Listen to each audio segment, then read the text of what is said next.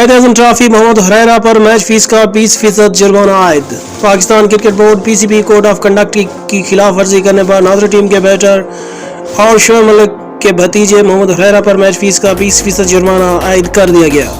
یہ واقعہ ناظرین اور خیبر پختونخوا کے مابین نیشنل اسٹیڈیم کراچی میں جاری قائد اعظم ٹرافی کے ڈے اینڈ نائٹ فائنل کے دوران پیش آیا۔ Muhammad horera P C B code of conduct کی شیک 2/8 کی خلاف ورزی کے مرتکب پائے گئے۔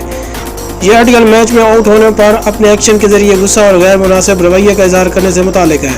مذکورہ واقعہ ڈے اینڈ نائٹ فائنل کے دوسرے روز ناظرین کی پہلی اننگز کے 22ویں اوور میں اس وقت پیش آیا جب امپائر نے محمد horera کو LBW آؤٹ قرار دیا تھا۔ نوجوان بیٹر نے تاخیر سے کریز چھوڑی۔ محمد horera نے اپنی غلطی کو تسلیم کیا اور میچ ریفری ندیم ارشد کی جانب سے تجویز کردہ سزا قبول کیا۔